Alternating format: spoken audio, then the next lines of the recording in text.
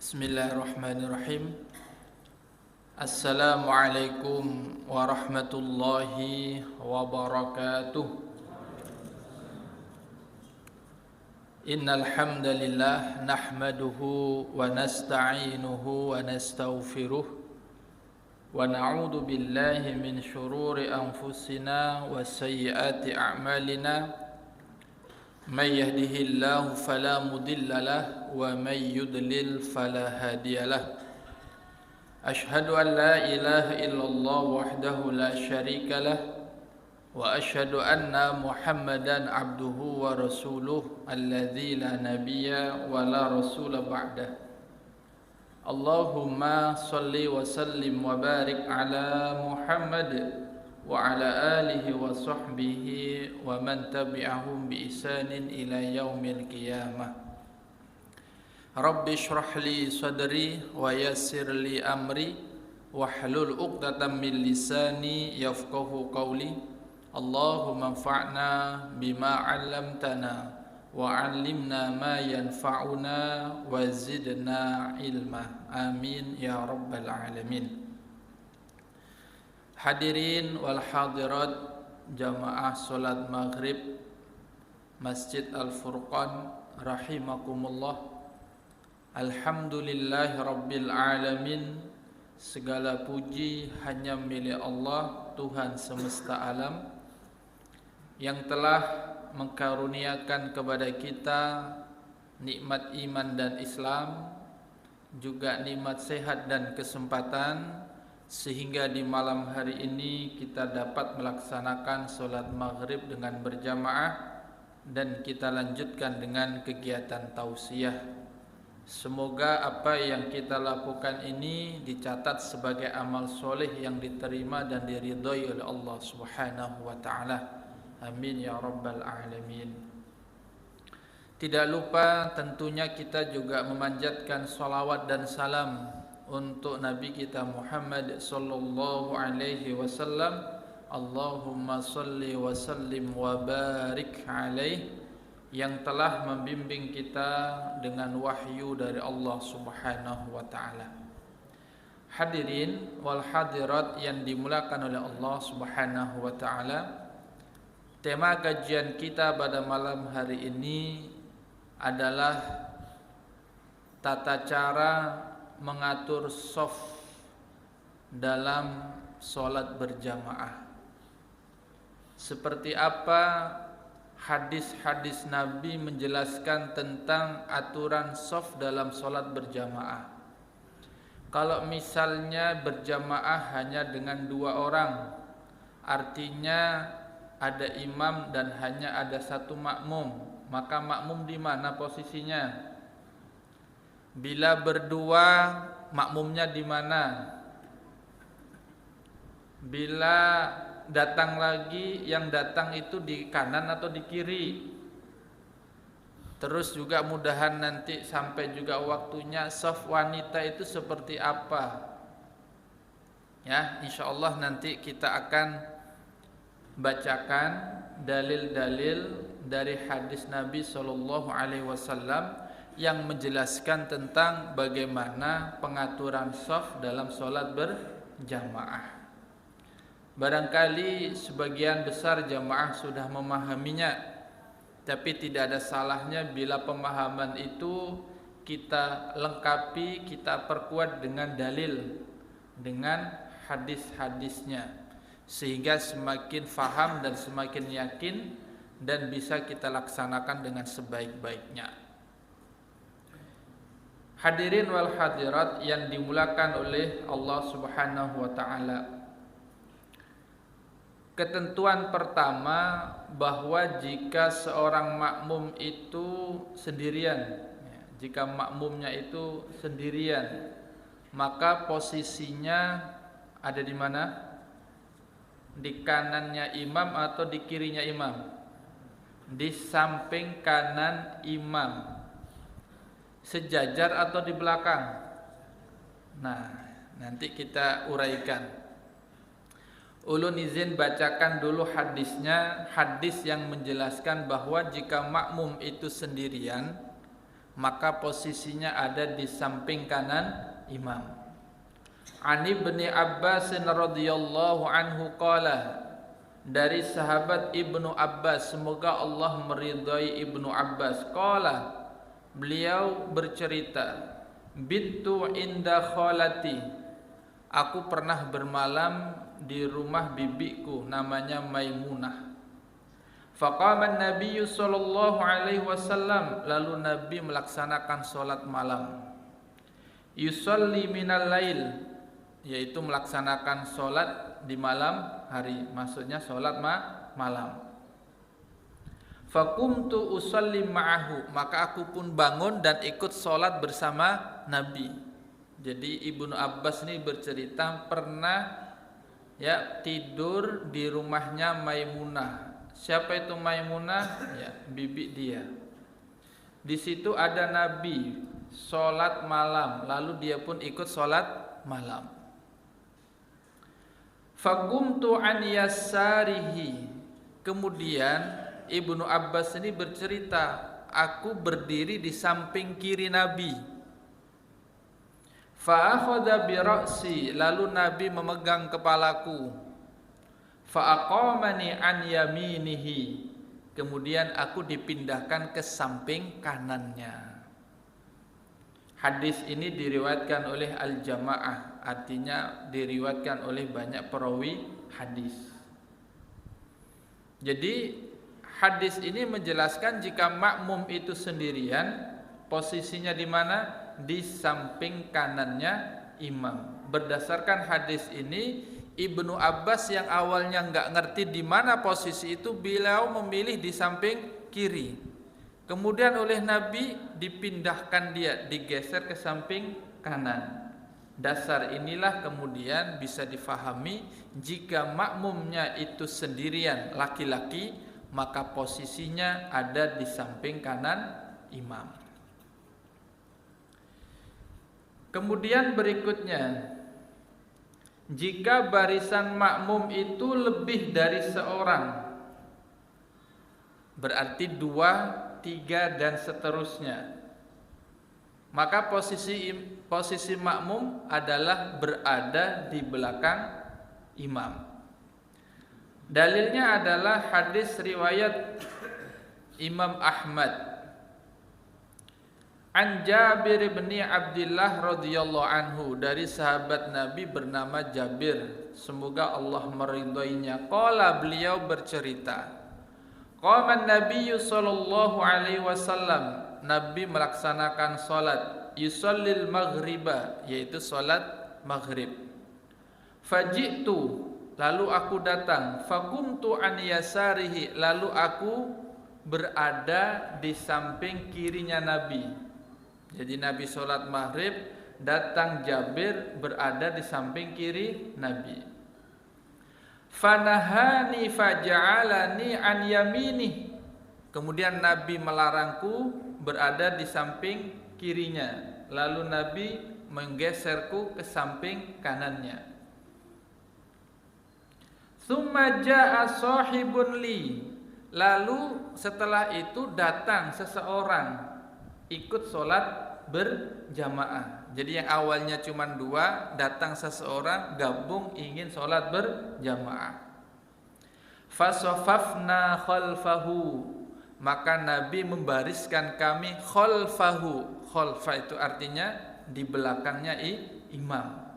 Jadi yang awalnya sendirian di kiri dipindahkan ke kanan, setelah itu datang orang gabung, maka oleh Nabi 2 orang ini safafna khalfahu, kami dipindahkan ke belakangnya imam.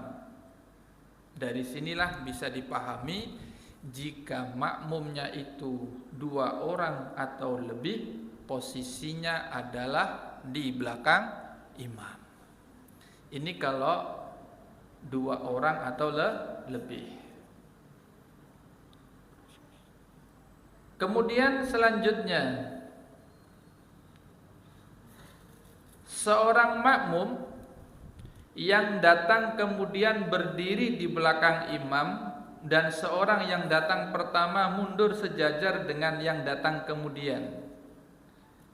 Ini kasusnya sholat berjamaah, ya, awalnya cuma berdua, lalu datang orang. Teknisnya gimana? Maka yang pertama tadi, makmum pertama tadi itu mundur, ya, sehingga dua makmum ini nanti kembali posisinya ada di belakang imam. Itu juga dijelaskan oleh Nabi, ya, dalam sebuah hadis masih dari Jabir radhiyallahu anhu qala qama Rasulullah sallallahu alaihi wasallam liyusalliya faji'tu faqumtu an yasarihi fa akhadha bi yadi fa adarani hatta aqamani an yamini thumma jaa Jayyar bin Suhra fa qama an yasari Rasulillah sallallahu alaihi wasallam fa akhadha bi aidina jami'an fa dafa'na hatta aqama khalfahu. Ini sama dengan hadis yang kedua tadi yang menjelaskan ketika dua orang oleh Nabi, dua orang makmum itu dipindahkan ke belakang. Ini hadis riwayat Muslim.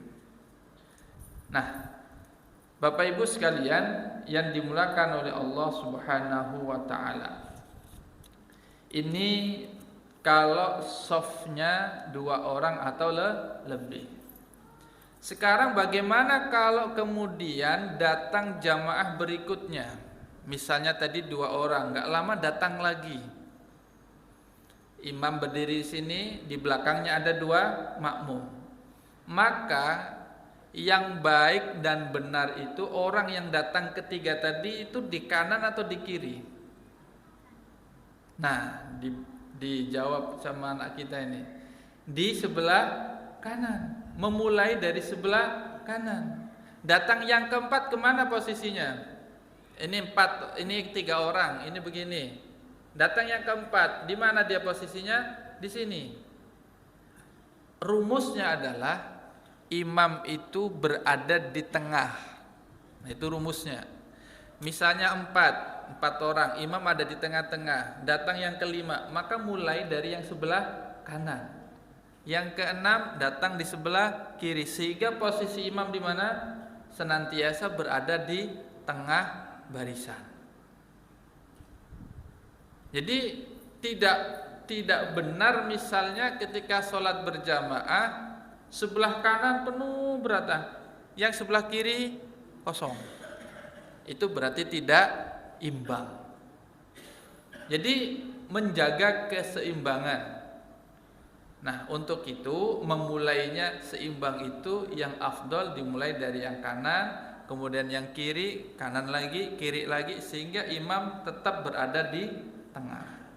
Sehingga Bapak Ibu sekalian yang dimuliakan oleh Allah, jika kita mendapati shaf itu kada imbang, kita sebagai makmum yang datang belakangan seimbangkan. Jangan karena pintunya situ, ya sudah sini aja. Lalu akhirnya kada imbang. Di sini penuh, sini kosong misalnya. Maka yang seperti ini tidak benar. Yang benar bagaimana? Diusahakan imam itu berada di tengah-tengah barisan. Bisa difahami ya?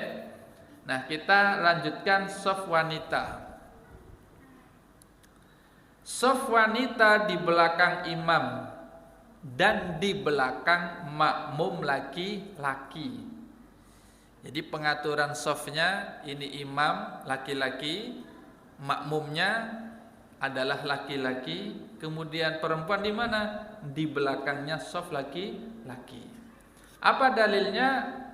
Kita bacakan dalilnya. Ali bin Abbas radhiyallahu anhu, dari sahabat Nabi bernama Ibnu Abbas, semoga Allah meridhoinya. Qala, beliau berkata, Shallaitu ila jambin Nabi sallallahu alaihi wasallam wa Aisyatu ma'ana tusalli khalfana. Ini salat makmumnya satu laki-laki dan ada satu perempuan. Maka di sini dikatakan shallaitu ila jambin Nabi sallallahu alaihi wasallam. Saya salat di sampingnya Nabi karena dia sendirian. Sedangkan Aisyah beserta kami sholat belakang kami. Jadi Aisyahnya ini ada di belakangnya saf laki-laki. Saya berdiri di samping Nabi, sholat besertanya, artinya sholat di samping Nabi. Siapa yang di samping Nabi? Ibnu Abbas. Lalu Aisyah di mana? Di belakangnya. Sehingga kan dua tadi Ustaz. Ya, dua kalau itu laki-laki sama laki-laki, iya, di belakang imam persis. Tapi bila perempuan, di belakangnya saf laki-laki. Itulah yang dipraktekkan di dalam hadis ini, di mana Ibnu Abbas sebagai makmum laki-laki seorang berada di samping kirinya, samping kanannya Nabi. Kemudian Aisyah di mana? Bukan di belakang berdua gini, bukan, tetapi di belakangnya Nabi dan Ibnu Abbas. Nah, selanjutnya hadis berikutnya, hadis riwayat Ahmad, Muslim dan juga Abu Dawud. An Anas bin Malik radhiyallahu anhu qala anna Nabiyya sallallahu alaihi wasallam shalla bihi wa bi ummihi aw khalatihi qala fa aqamani an yaminihi wa aqamal mar'ata khalfana.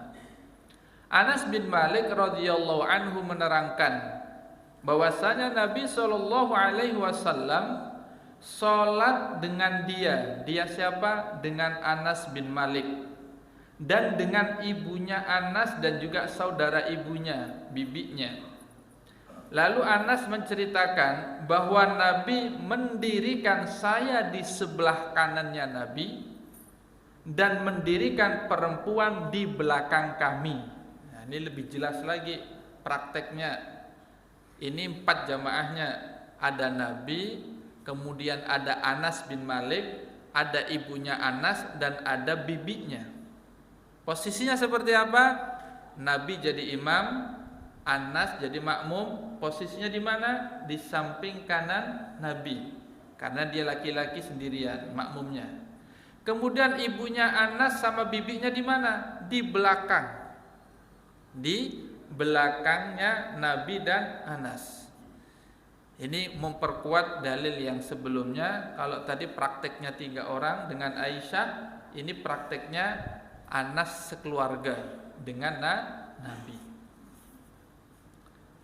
Nah, Bapak Ibu sekalian yang dimulakan oleh Allah Subhanahu wa taala. Selanjutnya, tempat berdirinya imam dalam sholat berjamaah.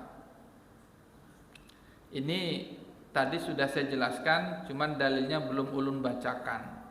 Jadi imam itu berdiri di muka jamaah dan di tengah-tengah shaf apabila banyak jamaahnya. Dikatakan banyak itu kalau sudah 2, 3 dan seterusnya. Jadi ada di tengah-tengah. Dalilnya adalah An Samurah bin Jundub radhiyallahu anhu qala amarana Rasulullah sallallahu alaihi wasallam, Nabi memerintahkan kepada kami, idza kunna salasatan, apabila kami hendak melaksanakan sholat, dan kami ini ada 3 orang. Jadi ada 3 orang yang hendak sholat. Maka Nabi mengatakan, ayyataqaddama ahaduna, maka hendaklah maju salah satu dari 3 ini. Ini artinya Nabi menyuruh kalau ada yang lainnya jangan sholat sendiri-sendiri, tapi sholatlah dengan ada imam, berarti berjamaah. Dan caranya adalah imam maju, karena ada 3 orang tadi, imamnya hendaknya maju, yang 2 di belakangnya, berada di tengah-tengah di antara 2 makmum. Hadis riwayat At-Tirmidzi. Kemudian hadis berikutnya yang menjelaskan tentang posisi imam itu harus di tengah. An Abi Hurairah radhiyallahu anhu qala, dari sahabat Nabi bernama Abu Hurairah. Beliau berkata, qala Rasulullah sallallahu alaihi wasallam, Wasitul imama wasaddul khalal. Ini jelas redaksinya. Wasitu itu dari kata wasato, artinya di tengah. Wasitu, jadikan di tengah-tengah. Siapa? Al imama, imam. Wasaddul khalal, dan tutuplah tempat-tempat yang kosong. Nah, ini penting untuk diperhatikan. Ada dua pesan Nabi. Satu, kalau sholat berjamaah, usahakan posisi imam itu di mana? Pas di tengah barisan. Ya. Jadi misalnya begini, pas ini di tengah. Jadi imbang kanan kiri, imbang kanan kiri, imbang. Ini pesan Nabi yang pertama. Yang kedua, wasaddidul khalal, yaitu disuruh Nabi untuk wasuddul khalal. Suddul khalal itu menutup barisan yang kosong. Maka diperbolehkan Bapak Ibu sekalian, misalnya dalam sholat ada yang batal. Kalau misalnya sholat batal, maka yang batal itu apa yang dilakukan? Keluar dari barisan. Untuk apa? Untuk ambil air wudu, sehingga nanti dia masih bisa melanjutkan sholat. Kalau masih berjamaah, dapat berjamaah, ya dilanjutkan berjamaah. Bila jamaahnya sudah tuntung, ya sholat sendirian. Tempat yang ditinggalkan tadi menjadi kosong. Maka apa yang dilakukan oleh makmum? Maka makmum yang terdekat di situ menutup shaf yang kosong. Kan jadinya jalan-jalan Ustaz. Termasuk jalan gerak yang diperbolehkan itu adalah menutup shaf yang kosong. Jadi kan ada yang berkata, ya salah satu mazhab dari imam 4 mazhab itu kan kalau banyak gerak itu bisa membatalkan sholat. Nah ini jalan, berapa langkah itu? Bisa 2, 3, 4 ya kan? Nah yang seperti itu termasuk gerak yang diperbolehkan. Ya, gerak yang diperbolehkan. Bahkan dikatakan oleh Nabi, lakukan menutup shaf yang kosong. Nah cuman perlu difahamkan juga siapa yang menutup itu. Dilihati situasinya. Kalau misalnya di sini, maka bisa yang sini bergeser ke sini. Bisa juga yang di belakangnya yang maju. Kalau belakang yang maju berarti otomatis belakangnya lagi maju. Sehingga shaf itu tetap terpenuhi lurus seperti di awal. Dimulai dari depan, shaf pertama penuh dulu, baru buat shaf kedua penuh, baru shaf yang ketiga. Nah kadangkala ulun melihati kadang shaf pertama belum penuh, dia sudah berada di shaf kedua. Maka ini tidak tepat. Yang tepat itu penuhi dulu shaf yang pertama, baru membuat shaf yang kedua. Jika awalnya shaf pertama itu penuh, kok tiba-tiba ada yang batal sehingga menjadi kosong satu, maka hendaknya shaf yang di belakangnya atau di sampingnya merapatkan. Lalu yang kosong itu diisi lagi dengan makmum yang ada di belakangnya. Sehingga urutannya shaf pertama penuh, kedua penuh, ketiga penuh, dan seterusnya. Nah, Bapak Ibu sekalian yang dimuliakan oleh Allah Subhanahu wa taala. Sekarang ibu-ibu, kalau shaf jamaahnya itu semuanya ibu-ibu, perempuan semua, imamnya juga perempuan, maka posisi imam perempuan itu di mana? Apakah sama ataukah beda dengan pengaturan shaf laki-laki?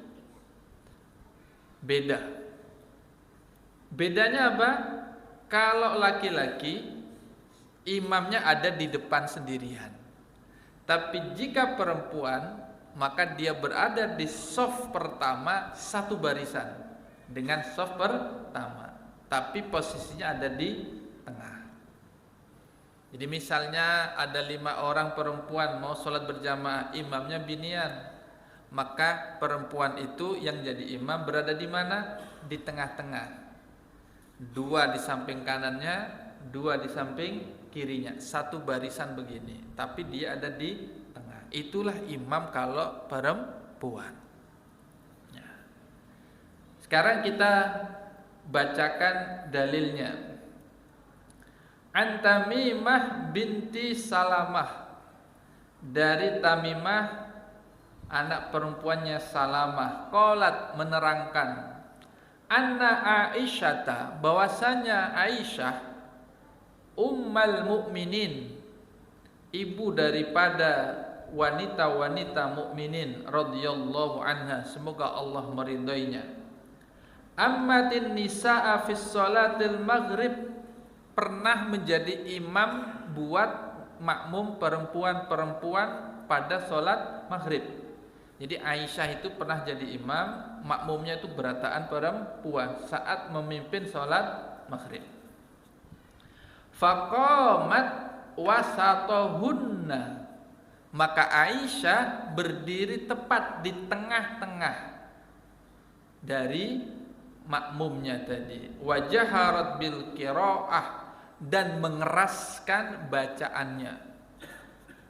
Jadi kalau ibu-ibu sholat berjamaah diimami dengan perempuan, kalau itu sholat maghrib, ya suaranya tetap dijaharkan, dikeraskan, dan posisinya satu shaf dengan makmum di barisan pertama, tapi posisinya di tengah-tengah, bukan di samping kanan atau samping kiri, tapi berada di tengah-tengah.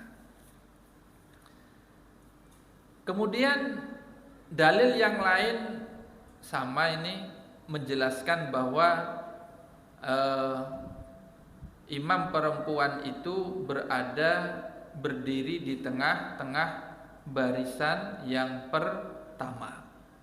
Ani bin Abbas radhiyallahu anhu qala ta'ummul mar'atun nisaa wa taqumu wasatohunna, orang perempuan mengimami jamaah perempuan dan imam berdiri di tengah-tengah mereka dalam barisan yang pertama.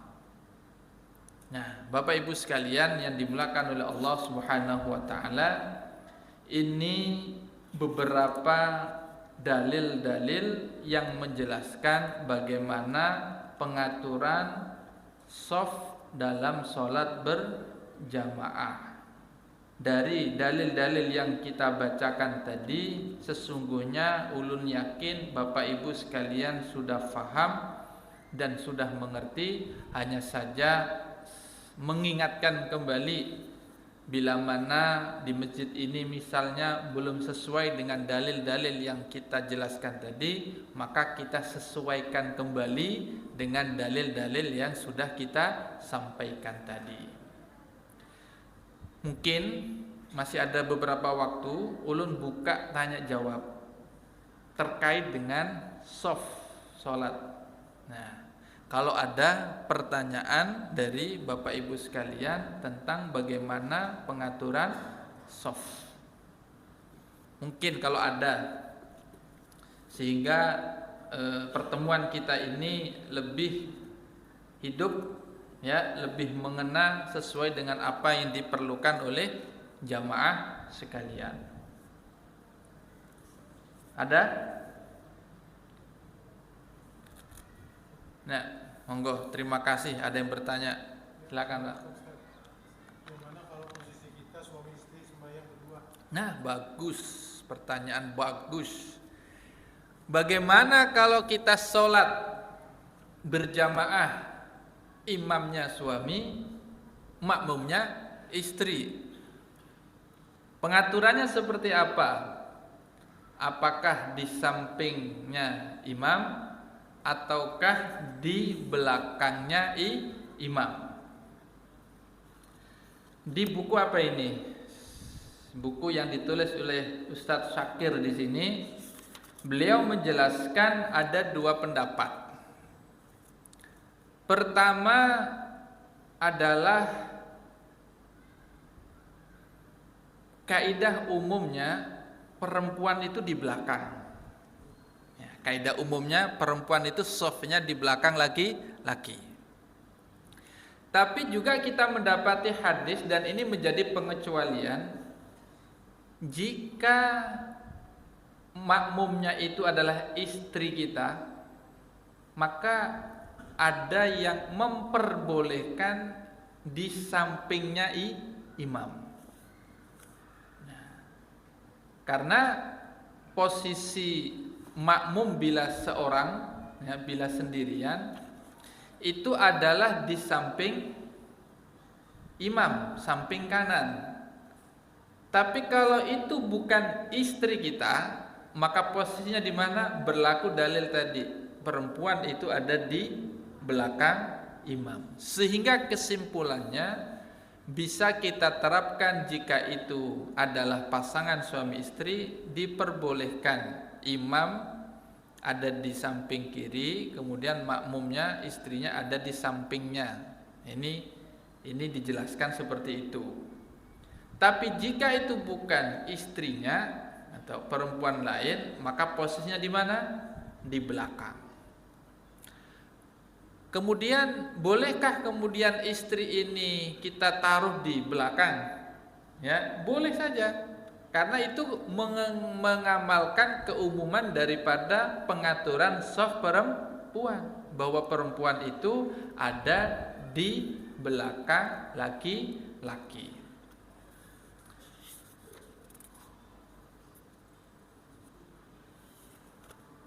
Jika makmum hanya seorang laki-laki dan seorang perempuan, maka posisi makmum laki-laki di sebelah kanan imam, sedangkan perempuan di belakang makmum laki-laki. Ini sudah tadi. Ini poin ke ulun bacakan. Jika makmum hanya seorang wanita, maka tidak boleh berjamaah berduaan dengan diimami laki-laki yang bukan mahramnya atau bukan suaminya. Selain karena tidak ada hadis makbul yang menceritakan bahwa Nabi pernah mengimami seorang perempuan yang bukan istri dan mahramnya. Jadi juga karena hal ini sama dengan berkholwat yang dilarang oleh Nabi. Jadi kalau bukan istrinya, jangan jadi imamnya. Artinya apa? Kalau hanya berdua saja itu nggak boleh. Karena itu masuk kategori apa? Kholwat, berduaan dengan lawan jenis yang bukan mahram. Tapi kalau dua orang boleh. Ya. Boleh. Karena itu tidak lagi disebut berduaan, tapi sudah bertiga, berempat boleh. Tapi kalau misalnya sendirian, laki-laki imam, lalu ada perempuan asing. Perempuan asing itu ajnabiyah, artinya boleh dia nikahi. Kalau mahram itu kan perempuan yang haram dinikah olehnya. Maka yang seperti ini tidak boleh, ya, tidak boleh, kecuali dia lebih dari satu, sehingga keluar daripada ketentuan larangan berdua-duaan dengan wanita. Tapi kalau seorang istri misalnya, nah ini dijelaskan di sini, bermakmum pada suaminya sendiri dan tidak ada jamaah lainnya, maka posisinya berada di sebelah kanan suaminya yang menjadi imam, dengan dasar posisi makmum satu orang adalah di sebelah kanan imam.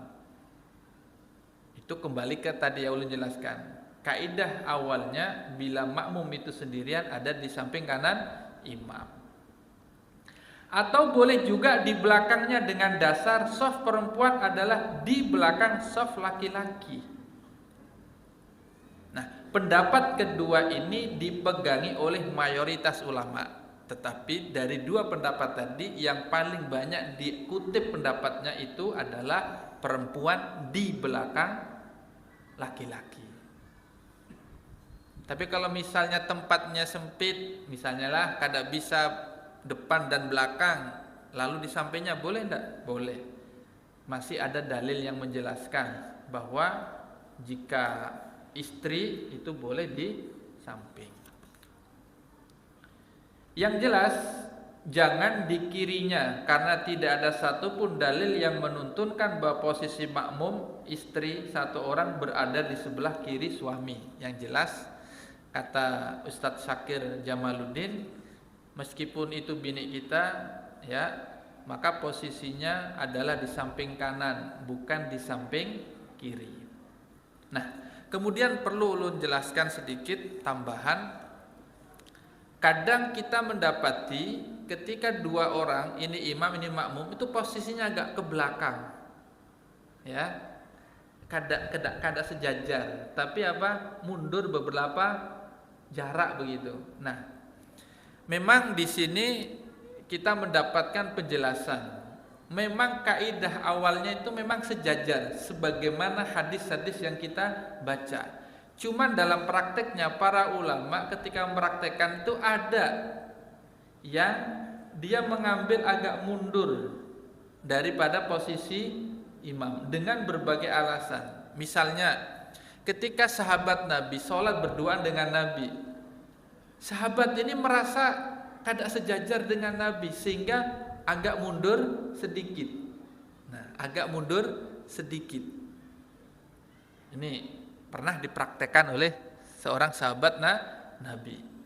Ditanya, kenapa kok nggak lurus saja? Aku nih kada pantas sejajar lawan Nabi. Tapi kalau kita kembalikan kepada kaidah umumnya, ketika ada seorang sahabat Nabi sholat di kirinya, Nabi pindahkan dia sejajar di samping kanan Nabi. Artinya yang benar itu tetap sejajar. Kemudian ada alasan yang kedua, kenapa dia agak mundur ke belakang. Alasannya biar ngerti kalau dia ini sedang bermakmum. Jadi datang dua orang, ini imam agak maju, makmumnya agak mundur. Alasannya apa? Biar ditahu, nih dua orang nih sedang sholat berjamaah, bukan sedang sholat yang kebetulan berbarengan, bukan, tapi ini sedang berjamaah. Nah, kemudian pertanyaan berikutnya, kalau misalnya ini dua orang, lalu datang orang berikutnya, orang ketiga, ada kita temukan kadang ditarik dia, ya kan? Ditarik pundaknya atau ditepuk. Sebetulnya tidak ada tuntunan harus menepuk, itu nggak ada sebetulnya. Malah dikhawatirkan kaget, kenapa? Gitu kan, bahaya juga itu.